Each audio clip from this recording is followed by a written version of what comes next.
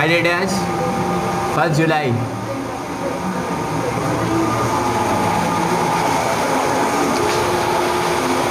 तो अब जो हमारा नेक्स्ट टॉपिक है, उस नेक्स्ट टॉपिक में हम क्या पढ़ रहे हैं? मोमेंटम। मोमेंटम को उर्दू में बोला जाता है मयार हरकत। क्या बोला जाता है बेटा? हरकत का मयार। मयार यानी कि क्वालिटी, सही है ना? तो मोमेंटम को हम P से इंडिकेट करवाते हैं और किसे करवाते हैं? कैपिटल M से। तो ये मोमेंटम जो है वो नॉर्मल क्या होता है? M multiply by V। The product of mass and velocity is called momentum.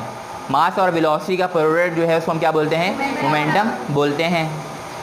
तो इसका मतलब मोमेंटम जो डिपेंड कर रहा है एक मास के ऊपर डिपेंड कर रहा है, और मोमेंटम जो डिपेंड कर रहा है वो किसके ऊपर डिपेंड कर रहा है? स्पीड के ऊपर, यानी कि वेलोसिटी के ऊपर। सही। The product of mass and velocity is called momentum. तो मोमेंटम किस पे डिपेंड करेगा? मास और वेलोसिटी पे। डायरेक्ट रिलेशन आ रहा है, अगर मास ज़्यादा होगा तो मोमेंटम ज़्यादा होगा, अगर वेलोसिटी ज़्यादा होगा तो मोमेंटम ज़्यादा होगा। सही। अगर किसी बॉडी का मास 10 kg है और उसकी स्पीड 10 मीटर पर सेकंड है, तो उसका मोमेंटम जो निकलेगा वो 100 मास kg और मीटर पर सेकंड, तो ये मीटर पर सेकंड हो गया, तो 100 किलोग्राम मीटर पर सेकंड। मोमेंटम की यूनिट क्या होती है? किलोग्राम मीटर पर सेकंड। अच्छा, ये जो किलोग्राम मीटर पर सेकंड है, मोमेंटम की जो ज़्यादातर हम यूनिट इस्तेमाल करते हैं वो क्या इस्तेमाल करते हैं बेटा? Newton second. क्या इस्तेमाल करते हैं? ये किलोग्राम मीटर पर second according to the formula. Mass की जगह क्या आ गया? kg, और स्पीड की जगह क्या होता है? मीटर पर सेकंड, हमने लिख दिया। अब अगर हम इसको क्या कर दें? मल्टीप्लाई कर दें मीटर पर सेकंड से, तो ये क्या हो जाएगा? kg मल्टीप्लाई और डिवाइड करवा दे किससे? सेकंड से, तो ये क्या हो जाएगा? kg, ये मीटर, सेकंड इंटू सेकंड क्या हो जाएगा? यहाँ पे क्या बचा? ये टर्म किसके बराबर होता है? और ये क्या बचा? तो मोमेंटम की यूनिट क्या हो गई? तो ज़्यादातर इस्तेमाल यूनिट जो होती है वो क्या होती है? मोमेंटम की न्यूटन सेकंड इस्तेमाल होती है। तो मास हमने जब 10 kg रखा और स्पीड 10 मीटर पर सेकंड रखा, तो हमारे पास आंसर क्या आया? 100 किलोग्राम मीटर पर सेकंड। या हम इसको बोलेंगे 100 न्यूटन सेकंड। बोलेंगे या नहीं? इधर क्या बोलेंगे? 100 न्यूटन। अब इसमें से किसी भी चीज़ में वेरिएशन अगर हम पैदा कर दें, मास को हम 10 kg की जगह कर दें भाई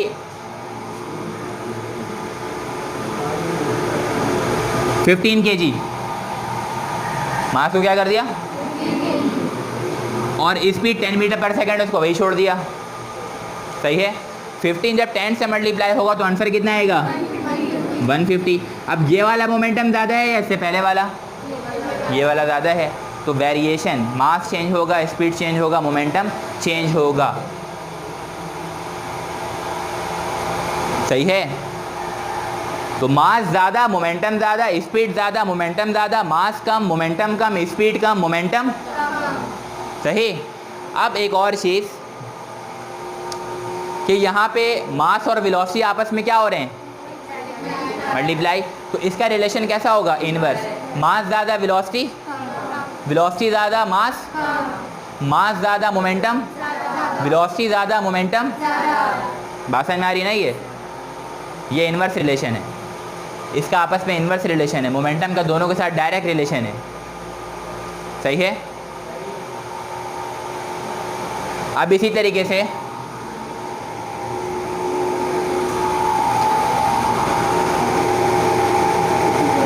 मैं यहाँ पे लिख रहा हूँ wherever there is a motion there is अ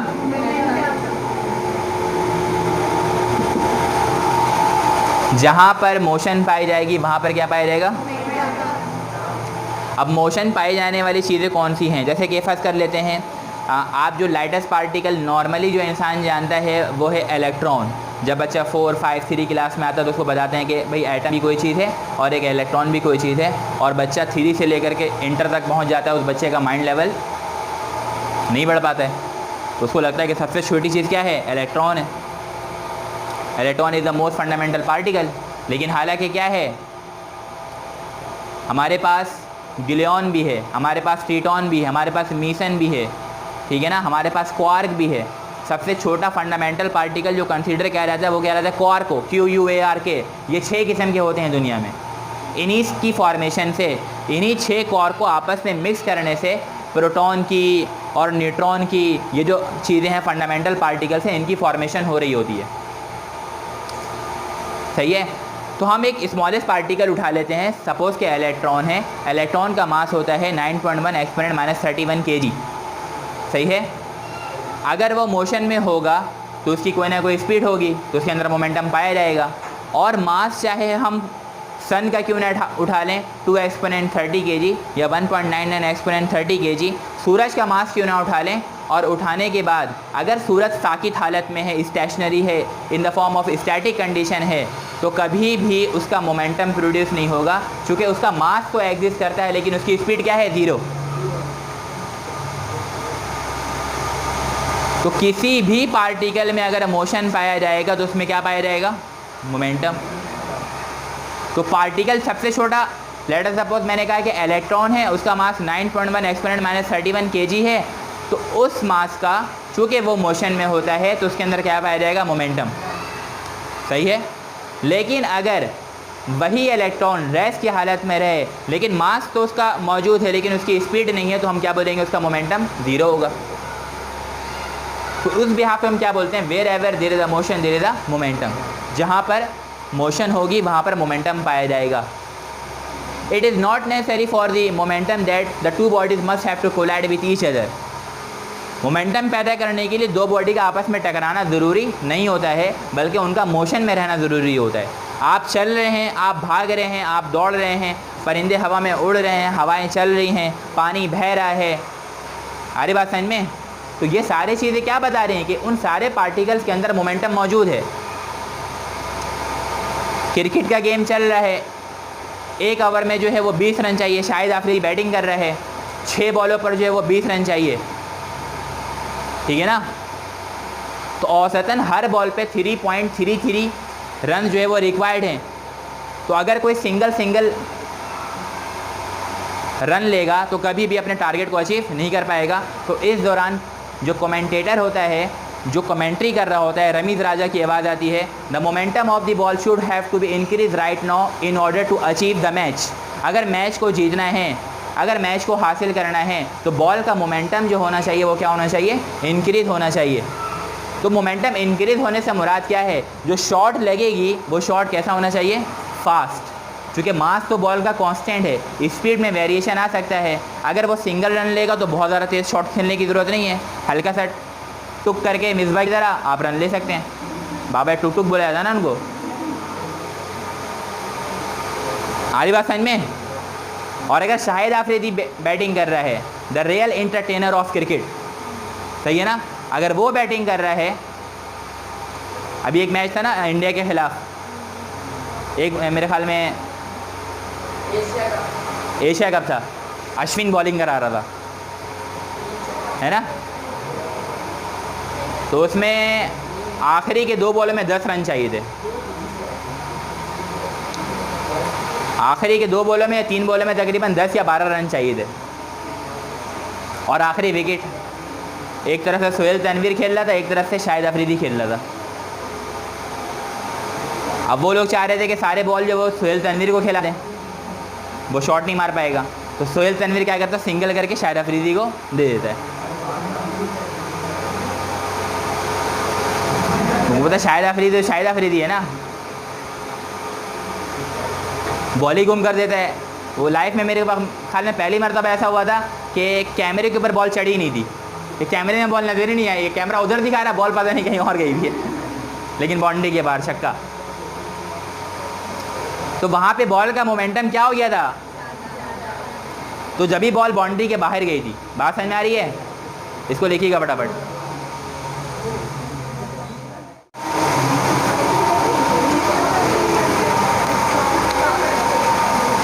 तो भाई law of conservation of momentum हमारा ये टॉपिक है। In order to derive or understand the law of conservation of momentum, we have to consider two bodies of masses m1 and m2, and both the bodies of masses m1 and m2 are moving with initial velocities u1 and u2 respectively before the collision. टकराने से पहले जब इनका आपस में collision नहीं हुआ है तो इनकी जो वेलोसिटी है, एक की u1 है, दूसरी की क्या है, u2 है. हम हमेशा वेलोसिटी को किससे इंडिकेट करवाते हैं बेटा, v से. किससे करवाते हैं? लेकिन यहाँ पर चूँकि दो वेलोसिटीज़ का इस्तेमाल होता है, एक आफ्टर दी कोलिजन एक वेलोसिटी होती है और एक बिफोर दी कोलिजन, इसीलिए हम यहाँ पे एक वेलोसिटी को u से इंडिकेट करवाते हैं और एक को v से. u वाला जो वेलोसिटी होगा वो हमेशा बिफोर कोलिजन होगा और जो v वाली वेलोसिटी होगी वो हमेशा आफ्टर कोलिजन होगा. ये बात समझ में आ गई? ये मास m1 है, ये मास क्या है, m2. तो ये मास m1 और m2 एक स्फेरिकल बॉडी आपको नज़र आ रही है. ये दो मासेस कुछ भी हो सकते हैं. दो इंसान आपस में टकरा सकते हैं, दो बॉडीज़ आपस में टकरा सकती है, ठीक है ना, दो गाड़ियाँ आपस में टकरा सकती हैं. हमने उसको क्या सपोज़ किया है कि ये दो बॉडी है हमारे पास m1 और m2. सही है? ये m1 और m2 मोशन में है, इसके अंदर भी मोमेंटम पाया जाएगा, इसके अंदर भी मोमेंटम. अगर u1 बड़ा हो जाए किससे बेटा, u2 से, अगर u1 ज़्यादा हो जाए किससे, u2 से, तो इस बॉडी की स्पीड क्या हो जाएगी, फास्ट इसके मुकाबले में. तो ये बॉडी इससे रह के क्या करेगी, टकराएगी. ऐसी होगा ना, दो गाड़ियाँ आपस में चल रही हैं, आगे वाली गाड़ी जो है वो ब्रेक लगा दे तो दूसरी वाली गाड़ी से क्या करेगी, अगर वो ब्रेक नहीं लगाएगी तो उससे टकराएगी, लाजमी टकराएगी ना. तो अगर इसकी स्पीड स्लो हो जाएगी, अगर u1 ज़्यादा हो जाएगा तो मास m1 जाके क्या करेगा, मास m2 से कोलाइड करेगा. और कोलाइड जो करेगा, ये जो कोलिजन होगा for a very short interval of time होगा. For a very when two bodies collide with each other for a very short interval of time, or when the force acts between the two bodies for a short interval of time, that force is called the impulsive force. जब किसी भी दो bodies के दरमियान force add करे और उस force के एक्शन का दौरानिया बहुत ज़्यादा कम हो तो उस फोर्स का नाम क्या पड़ जाता है, इम्पल्सिव फोर्स. जैसे एक बॉल है, मैंने दीवार पे मारी, टकरा के वो बॉल वापस आ जाएगी. तो जब बॉल दीवार पर ऐड करेगा और जब दीवार उस पर रिएक्ट करेगा तो वो बहुत थोड़े से लम्हे के लिए होगा, तो हम उसको क्या बोलेंगे, इम्पल्सिव फोर्स. वो बॉल दीवार पे जाके अटैच नहीं होगा कि बॉल दीवार पे मारने के बाद, खाना खाने के बाद जो है वो फिर कैच कर रहे हैं, तो ऐसा तो नहीं होगा ना, फ़ौरन से बॉल वापस आ जाएगी टकरा के. तो बॉल और दीवार के दरमियान जो फोर्स एग्जर्ट होगा उस फोर्स का नाम क्या होगा, impulsive force. Because the force acts between the two bodies for a very short period of time. बात समझ में आ गई है? तो यहाँ पर जो दो बॉडी हैं, एक m1 और एक m2, यहाँ पे ये क्या करेगा, एक बॉडी दूसरे बॉडी के ऊपर क्या करेगा, फोर्स की एप्लीकेशन करवाएगा और ये जो फोर्स लगेगा वो बहुत ही थोड़े से लम्हे के लिए होगा. इसीलिए हम इसको क्या बोलेंगे कि ये दो बॉडीज़ आपस में क्या लगाती हैं, इम्पल्सिव फोर्स क्रिएट करती हैं. बात समझ में आ गई? यहाँ तक आगे चलें. अब टकराने के बाद ऐसा तो नहीं होगा कि दोनों एक दूसरे के गले में हाथ डाल के चलना स्टार्ट कर देगा या चिपके ही रहेगा, दोनों अलग हो जाएंगे, सेपरेट हो जाएंगे क्योंकि इम्पल्सिव फोर्स लग रहा है. तो सेपरेशन के बाद क्या होगा, ये बॉडी ऑफ मास m1 अपनी वेलोसिटी को u1 से किस में चेंज कर लेगा और मास m2 अपने वेलोसिटी को u2 से किस में चेंज कर लेगा, आफ्टर द कोलिजन, जैसा कि डायग्राम में दिखाया जा रहा है. सही? यहाँ तक बात समझ में आ गई? कंसिडरेशन मैंने आपको ये लिखवाया है, जो लिखवाया है वही समझाया है. मैंने आपको लिखा है consider two bodies of masses m1 and m2 are moving with initial velocities u1 and u2 respectively. के गौर करते हैं, ठीक है ना. कंसीडरेशन का मतलब ये होता है जब भी हम किसी डेरिवेशन को ड्राइव करने जाते हैं तो उसके बारे में जो बातें हम सोच रहे होते हैं या जो हम उसका माहौल बनाते हैं. जैसे आप किसी को बोलते हैं ना, भाई आओ भाई कहानी सुनाते हैं, तो डायरेक्ट से तो कहानी नहीं सुनाते ना. पहले क्या बोलते, एक दफ़ा का जिक्र था कि हम लोग वहाँ से जा रहे थे तो सामने से गाय भागते हुए आ गई थी है ना. तो बीच से कहानी स्टार्ट नहीं करते कभी भी, पहले एक माहौल बनाना पड़ता है, लाइट बंद कर दो और ठीक है ना, मूंगफली ले आओ, उसके बाद जो है ना सब कज़न वगैरह हैं, ब्लैंकेट के अंदर मुंह डाल दो, फिर उसके बाद एक दूसरे को डराना स्टार्ट. तो इसी तरीके से कॉन्सिडरेशन का मतलब फिजिक्स के टर्मिनोलॉजी में क्या होता है, माहौल बनाना. तो ये हमने ये डायग्राम बना के क्या किया, माहौल बनाया है और इसी चीज़ को हमने लिख दिया है. सही है। फिर उसके बाद मैंने आपको क्या लिखा है, if u1 is greater than u2 then both the bodies of masses m1 and m2 collide with each other. अगर u1 ज़्यादा हो जाएगा u2 से तो m1 और m2 आपस में टकराएंगे and creates an impulsive force, और इम्पल्सिव फोर्स क्रिएट करेंगे and after that both the bodies changes their velocities by v1 and v2 respectively after the collision. और टकराने के बाद मास m1 अपनी वेलोसिटी v1 में चेंज कर देगा और मास m2 अपनी वेलोसिटी v2 में चेंज कर देगा आफ्टर द कोलिजन, जैसा कि डायग्राम में दिखाया जा रहा है। यहाँ तक बात समझ में आ गई। अब इसके बाद मैं डस्टर क्या गाड़ी बढ़ा लीजिए। अब इसके बाद इधर करो जरा देखिएगा,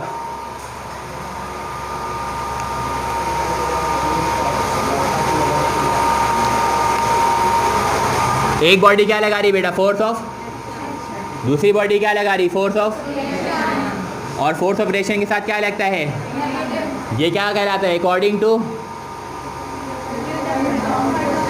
Newton's third law. Force of action लग रहा है और फोर्स ऑफ, ठीक है। तो फोर्स ऑफ एक्शन और फोर्स ऑफ रिएक्शन लग रहा है, तो हम पढ़ चुके हैं भाई सिंस जो फोर्स होए वो क्या है, rate of change of momentum delta P over T, पढ़ चुके हैं ना अभी। तो इस फोर्स की जगह मैं क्या लिख सकता हूँ, delta P over T is equal to, ये माइनस साइन वैसे ही है, फिर उसके बाद फोर्स है, फिर क्या है डेल्टा पी ओवर, किसी को मसला ऐसा लिख सकते हैं या नहीं लिख सकते हैं। डेल्टा पी ज़्यादा वाले मोमेंटम में से कम वाला मोमेंटम माइनस ये वाला मोमेंटम, ये वाली जो कंडीशन है समझ लीजिए बिफोर कोलिजन, ये वाली कंडीशन आफ्टर कोलिजन, इसको लिखने की ज़रूरत नहीं समझने के लिए, ठीक है। तो टकराने के बाद जो भी होगा वो v वाला होगा, टकराने से पहले जो भी होगा वो u वाला होगा, है ना। तो बिफोर कोलिजन हमारे पास एक वेलोसिटी जो आएगी, एक आएगा m1 v1 और एक आएगा हमारे पास m1 u1।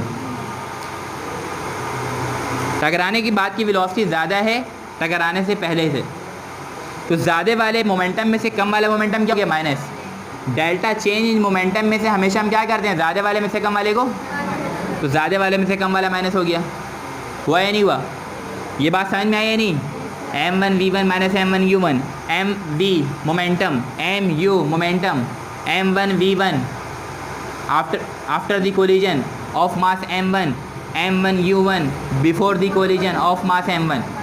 नीचे क्या है, टाइम, तो नीचे क्या रहेगा, टाइम, फिर ये इक्वल का निशान है, इज इक्वल आ गया, ये माइनस का निशान है, माइनस आ गया, फिर उसके बाद डेल्टा पी, इसी तरीके से m1 वाले हो गए। अब m2 वाले की बारी, तो क्या होगा m2 माइनस m2, तो ये ज़्यादा वाले में से कम वाला मोमेंटम क्या हो गया, ये वाला t और ये वाला t।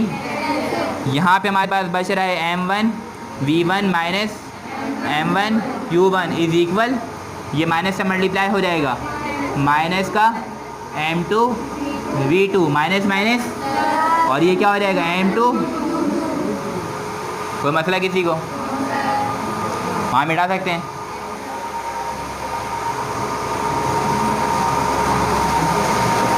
आगे चले भाई। अब यहाँ पे v वाला भी है और u वाला भी है, यहाँ पे v वाला भी है और u वाला भी है, तो इस तरह की कंडीशन में हम क्या कर लेते हैं, सारे u वाले को एक तरफ और सारे v वाले को एक तरफ। जैसे यहाँ पे हमारे पास m1 v1 है, इधर माइनस का m2 v2 है, इसको इधर ले आते हैं अपने पास, ठीक है। तो ये क्या हो जाएगा m1 v1 plus m2 is equal का साइन है, इज इक्वल का साइन आ गया, सही है। यहाँ पे पहले से क्या मौजूद है m2, तो यहाँ पे मैंने वही लिख दिया m2 u2। यहाँ पे क्या बच गया हमारे पास, यहाँ पे क्या हो रहा है, ये यहाँ पे क्या बचा हमारे पास m1, यहाँ पे क्या हो रहा है, उधर है क्या हो जाएगा, तो यहाँ पे क्या आ गया m1, और इसकी पोजीशन को चेंज कर दीजिए आप, m1 u1 plus m2 u2 is equal m1 v1 plus m2 v2। तो this is the mathematical relation of law of conservation of momentum, momentum before collision and momentum after collision are equal to each other. आप इस तरीके से इसको solve नहीं करिएगा, मैंने देखा है बहुत सारी जगह यूँ लिखवाते हैं कि मोमेंटम बिफोर कोलिजन, ठीक है, उसकी जगह क्या लिखा देंगे ये m1u1 प्लस m2u2, और फिर मोमेंटम आफ्टर कोलिजन